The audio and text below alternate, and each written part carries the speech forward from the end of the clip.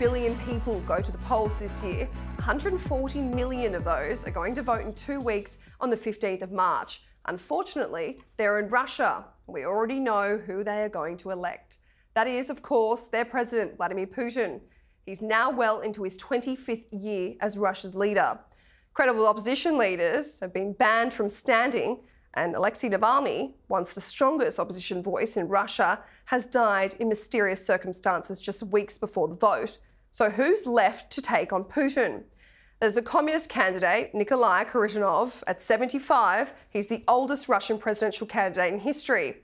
He was the main election challenger in 2004, losing 13% to 71%. This time, he's polling at 6%. Vladislav Davankov is widely seen as the most liberal candidate, but has still been sanctioned by the UK for his stance on Ukraine. He came fourth in the race to be Moscow's mayor last September, and now he's polling at 4%. And then there's Leonid Slutsky. He's been accused of sexual harassment and called to end Russia's official moratorium on the death penalty in place since 1996. He's stuck at 3%. Now, guys, is this the world's most pointless election? I think so. I think you've got to be brave to want to stand in any of these elections, right? Aside from the fact that if you're a candidate with your surname is Slutsky and you're being accused of sexual harassment, that's a slightly awkward place to be. Yeah, well, I thought I'd get that. I'm glad it was you, Jay. I'd get that out of the way nice and early. I love nominative determinism. Exactly right. But in university elections here in the UK and other places, you have an option of reopen nominations, or RON, when you don't like any of the candidates. Of course, if you want that here, you just reopen the windows instead, right? Yeah. So many people who are trying to oppose Putin get thrown out. Fall out of these windows. You'd be a brave person to want to stand in this kind of election. I mean, I'm kind of just thinking, are these people put up by Putin? Surely, are they fake candidates just to, give the illusion that this is a democratic state? I don't know about that, but I think that perhaps the ones that really have no chance, the ones who he's not afraid of, he would let run. I mean, we saw what has happened to Alexei Navalny in the last week and a half, I think. And there have been candidates like Boris Nadezhdin, who was this guy who basically came out of nowhere, who suddenly built up a big political following, and he was very anti-war, which was interesting because although Russians it's very hard to voice these opinions in public. There are just so many young Russian men have now been lost, so many families affected by this directly, that there is a great deal of anti-war sentiment, although it's not always easy to gauge how strong it is because there's such high penalties for expressing these opinions. So I wonder if these guys are the ones who, let's allow them to run so they have some kind of rubber stamp that an election has taken place. But when you've just murdered your most well-known opponent and other credible people have been barred from the election, what does it really amount to? And it's not like they're anti the invasion, so there's nothing, crazily dissimilar to Putin. But on the point of Alexei Navalny, I do wonder what the state of Russia is like, how the constituents are feeling after he was blatantly, we'll just say, potentially, allegedly murdered in prison, in an Arctic prison. And even if he wasn't, I think they found injuries on his body that do suggest suffocation or strangulation. But even if he had died in captivity, it would have still been essentially murder because he would have been in a Siberian penal colony with inadequate... This was a very healthy man when he went in there, and he's suddenly not healthy. I think you can say, maybe the lawyers disagree, but I think it amounts to murder, whatever happened to him.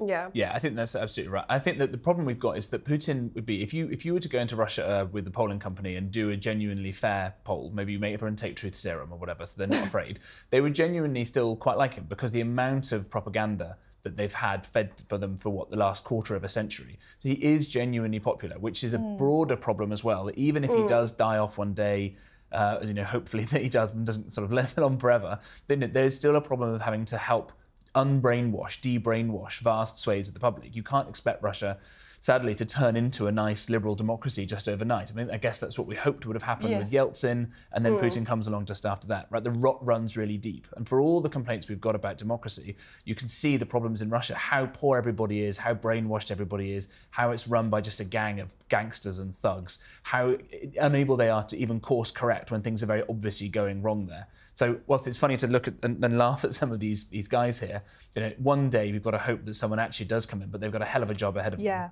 and actually a lot of the Russian elite has kind of been whittled away because a lot of people fled Russia at the time of the war and settled abroad, and often you know, taking their money with them and settling in places. I mean, there's lots in, I'm sure London has plenty, but south of France also, places like Dubai.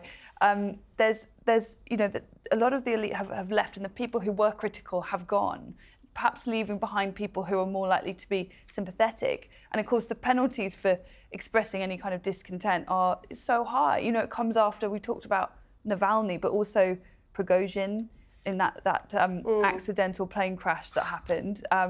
You know, that there's followed the accidental coup he did. Yes, exactly. It's definitely that it's very clear that you would have to be, I think, either incredibly brave, like Navalny brave, or perhaps, quite frankly, a bit stupid at this time to do it. But it does make you wonder who he's got in his pocket to take over if something were to happen. You know, he's obviously incredibly cautious of what could happen if there were to be an assassination attempt.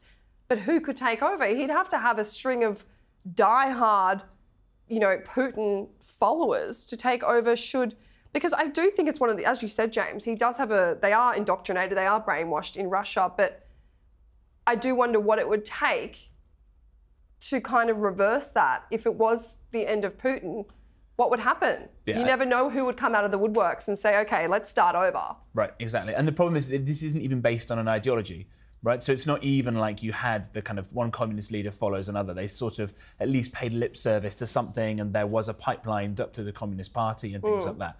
But there is no ideology here beyond that kind of gangsterism that Putin has developed. So, you know, does someone just come and fill that vacuum and keep the whole sort of security apparatus just to keep the show on the road? There is nothing behind that. And the thing that then really worries me, we just talked about Biden's mental health.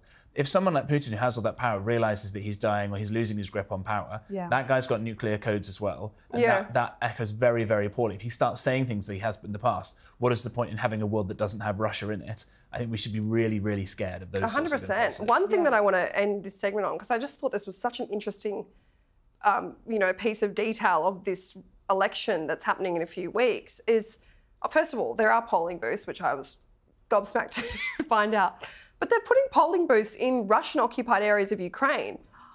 They're going to that length to show, A, we've occupied Ukraine, and B, we're running a normal democratic election, which I just thought was so bizarre. I mean, genuinely, Putin's team think that they are fully taking over Ukraine. It just shows this is just theatre rather than actual exactly, right? Yeah, and it's totalitarian in the purest sense. It's sort of like something from 1984. You know, like Oceania has always been at war with East Asia. It's like this has always been Russia. This has never not been Russia. And many people in Russia genuinely do believe that this was always part of their territory, and damn anyone who dare suggest otherwise. We'll be watching that for 2 weeks' time to see the most pointless election for 2024 and beyond, probably.